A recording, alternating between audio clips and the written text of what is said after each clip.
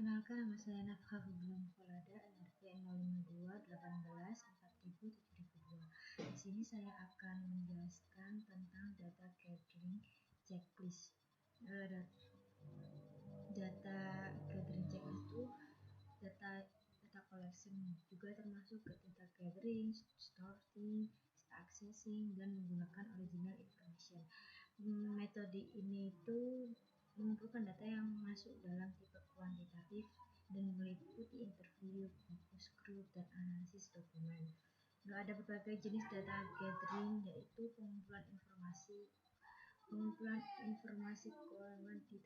dan pengumpulan informasi yang kualitatif. Kemudian metode pengumpulan yang termasuk dalam tipe kuantitatif itu meliputi data survei dan penggunaan. Di sini ada tools data gathering teknik. Yang pertama itu ada kasus tadi, toolsnya itu ensiklopedia, Grammarly, Quotex. Kedua ada usage data. Toolsnya Summa, checklist. Di sini checklist toolsnya itu ada checklist dan forget.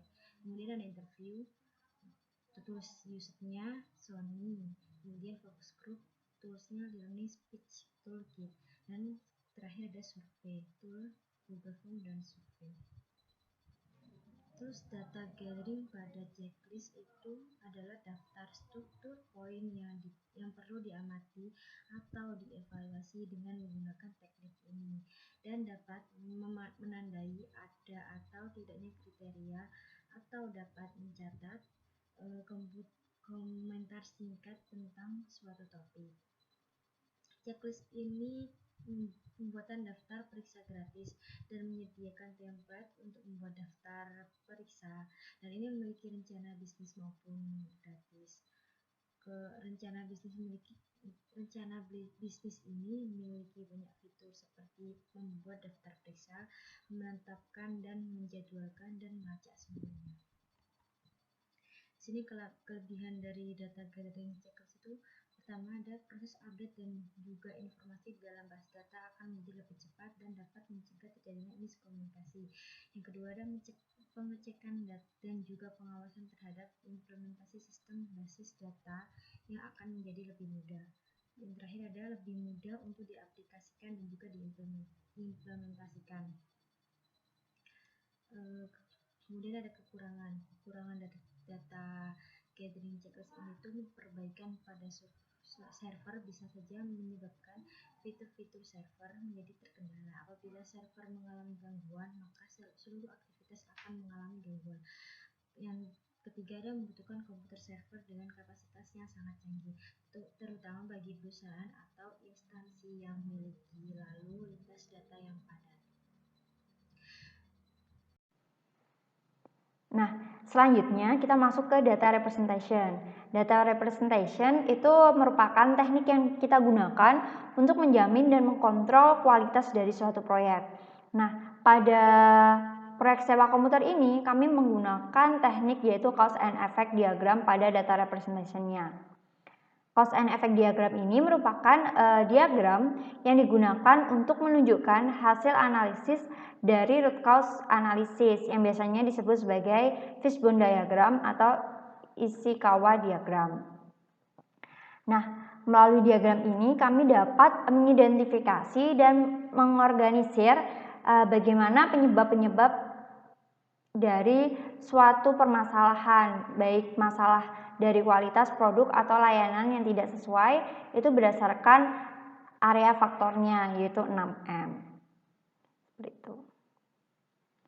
Nah, pada proyek sewa komputer ini kami menggunakan cause and effect diagram untuk membantu mengetahui akar penyebab masalah dari proyek sewa komputer.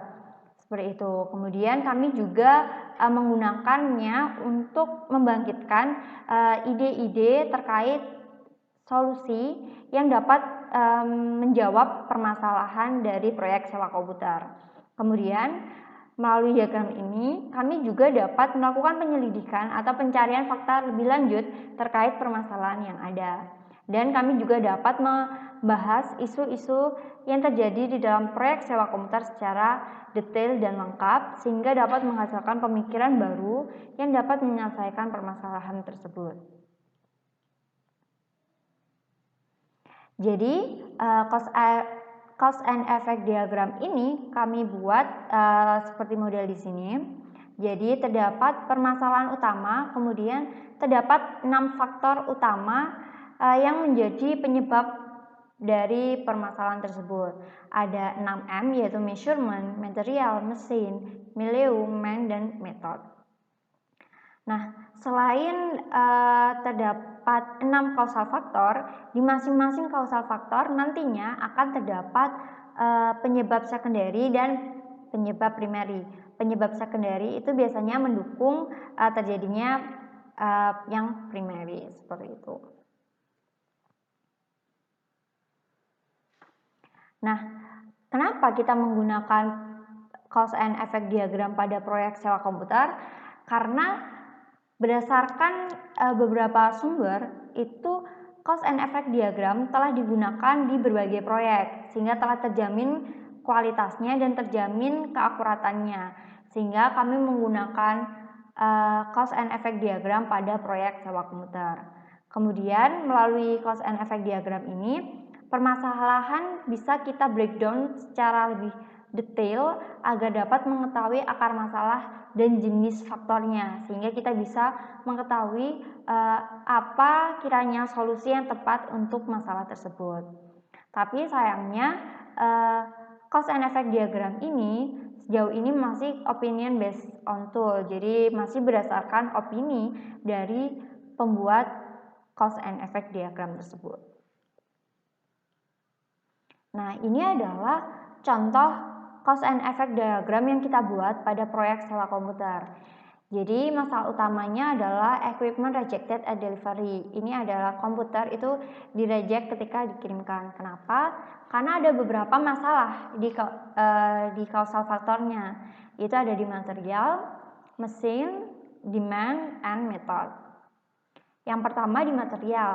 Di penyebab sekunderinya terdapat ketidakakuratan deskripsi dari katalog komputer. Kemudian hal ini menyebabkan pegawai itu tidak tepat memilih komputer sesuai spesifikasinya. Kemudian di mesin itu sistem tidak dapat menginformasikan dengan tepat dan real time kepada site engineer. Kemudian demand, penyebab sekunderinya adalah incomplete or inaccurate requirement from site engineer. Jadi site engineer itu tidak memberikan informasi terkait kebutuhan itu secara detail dan akurat. Nah, hal ini menyebabkan pegawai terjadi kesalahpahaman di pegawai seperti itu. Nah, itulah contoh dari cause and effect diagram yang kita terapkan pada proyek sewa komputer. Assalamualaikum warahmatullahi wabarakatuh. Perkenalkan, nama saya Fauzan. Di sini saya akan menjelaskan hasil perbandingan dari tools and teknik penjaminan kualitas. Tadi sudah dibahas tentang kelebihan dan kekurangan dari masing-masing tools and teknik.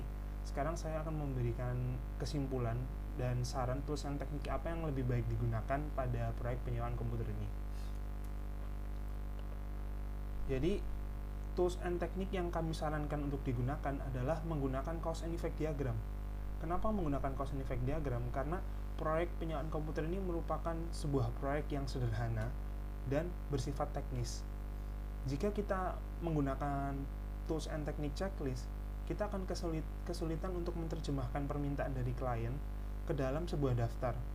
Hal ini akan menimbulkan saat melakukan penjaminan kualitas, terdapat kemungkinan ada aktivitas-aktivitas atau permintaan klien yang tidak terakomodir ke dalam checklist sehingga tidak diperiksa, sehingga hasil akhir dari sebuah proyek mengalami pengurangan atau penurunan dalam kualitas. Tapi jika kita menggunakan cause and effect diagram, kita akan melakukan analisis permasalahan terhadap proyek terlebih dahulu. Karena ini merupakan proyek sederhana, maka kita bisa melakukan analisis permasalahan yang akan muncul, kemudian menyusun sebuah strategi untuk menghindari penurunnya kualitas terhadap proyek. Ini lebih berguna dan kita bisa membuat perencanaan untuk dan mengakomodir dari permintaan klien, sehingga menggunakan teknik ini proyek penyediaan komputer ini akan lebih berhasil dan menghasilkan kualitas yang lebih tinggi. Sekian dari kami, kurang lebihnya mohon maaf. Terima kasih. Wassalamualaikum warahmatullahi wabarakatuh.